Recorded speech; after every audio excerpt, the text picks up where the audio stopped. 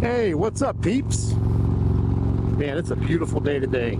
It's like 60-something degrees. It's just crazy how the weather's been going up and down. Yeah, that last video I dropped, I mentioned that I was thinking I might get a call about letting me know that I won a challenge that I had signed up for, and sure enough, I won. Wow.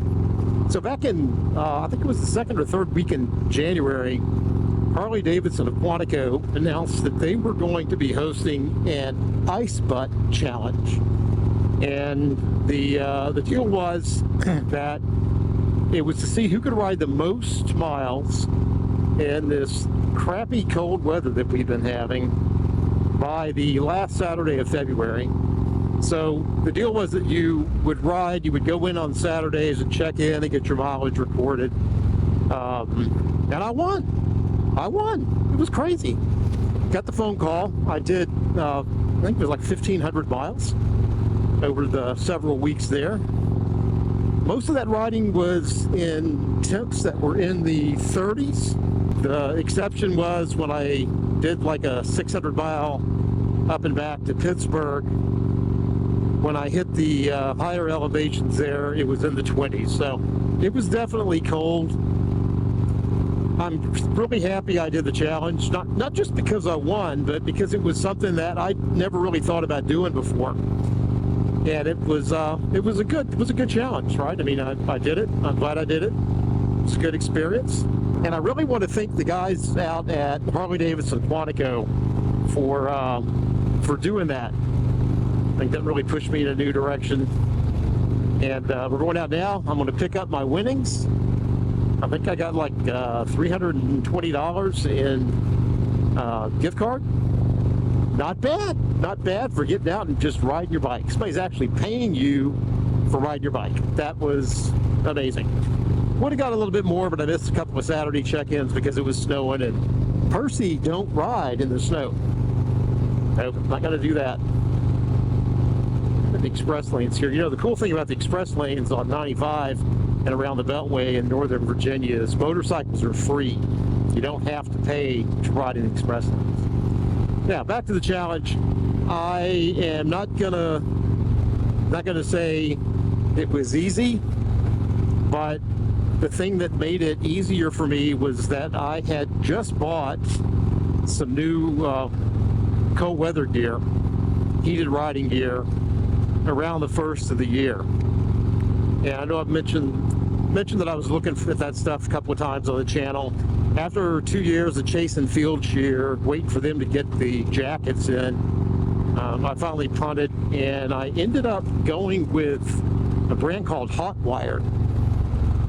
I didn't go with Gerbing or the others, mainly because you have to have the controllers. The controllers are separate from the garments, whereas with the Hotwired, holy crap, look at that traffic. Yeah, this is why riding in the express lanes is good. Anyway, the big plus that Hotwire has over the stuff like Gerbing and some of the other major manufacturers is that the controllers are actually built into the garment. So you don't have a lot of crap you got to deal with, right? I mean, you just put the stuff on, plug it in on your bike, and away you go. Anyway, so let me go get this, collect my winnings, and we're going to go back to the house and talk a little bit about the Hotwired heated gear. I've been riding with it for, well, 2 months in some pretty shitty weather, really cold weather. So I've got some feedback to provide on that.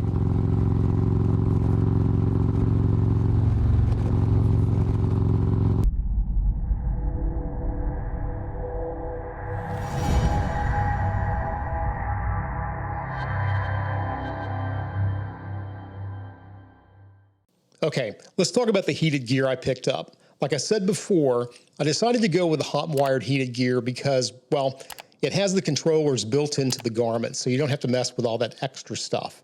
Another reason was because my local cycle gear had everything in stock, so I could actually try it all on, and to me that's really important. They also had decent pricing, and along with the discount and gift card for joining that membership program they have, They also let you stack your veteran discount on top of everything. So I essentially ended up getting part of the gear at no cost. I ended up picking up the entire set: jacket liner, pants liner, gloves, and the boot insoles. It all runs off of a 12-volt connection to your bike. We'll take a look at that in a little bit. Everything except the gloves ran true to size. I did have to size up on the gloves, but again, that's the advantage of actually going and trying this stuff on, so I could get on my bike and make sure that the gloves weren't, too bad of a fit or too bulky. Once plugged in, you turn the gear on and control the heat by using the built-in controller paddles. There are separate paddles that control the heat for the jacket, the pants, and the gloves. You do a long press to turn them on. They come on at the highest level. Then you can short press to cycle down to medium and low, then back up to high. Long press it to turn it off. The highest setting is about 155 degrees, I believe, and I definitely use the highest setting on my run to Pittsburgh. The gloves have their own independent controllers on each individual glove and also cycle through high, medium, and low. The gloves are plugged in via wires that are connected into each of the sleeves, or located in each of the sleeves of the jacket liner, and the settings for the liner in each glove are individually controlled. The pant liner also has connectors in each leg for the boot insoles, and the pants liner has its own controller paddle for operation. I've heard people say that you should actually wear thermals or a base layer underneath the pant liner so it's not right up against your skin, but I didn't do that. I just wore them underneath my jeans. I didn't have any issues at all. Maybe because, the temps were dropping down into the 20s and it was just like super friggin' cold. I don't know. To power this gear, both the jacket and pants come with a fused power cable that you connect to the battery terminals on your bike. Now, you only need to install one, so you've got a spare in case you ever need that in the future. I ran my cable up through the cable organizer to set just underneath my tank.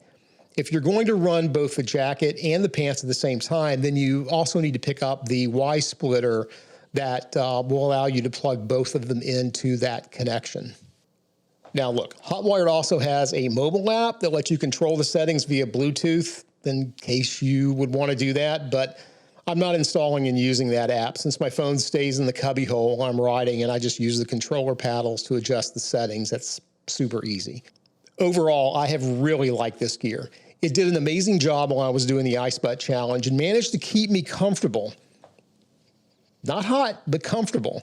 When I did the 600-mile run up and back to Pittsburgh, I was on the interstate at speed while the temps were in the 30s the entire trip, but dipping down into the 20s at elevation. So, 75 miles an hour, 20-something degrees, you do the math on the wind chill.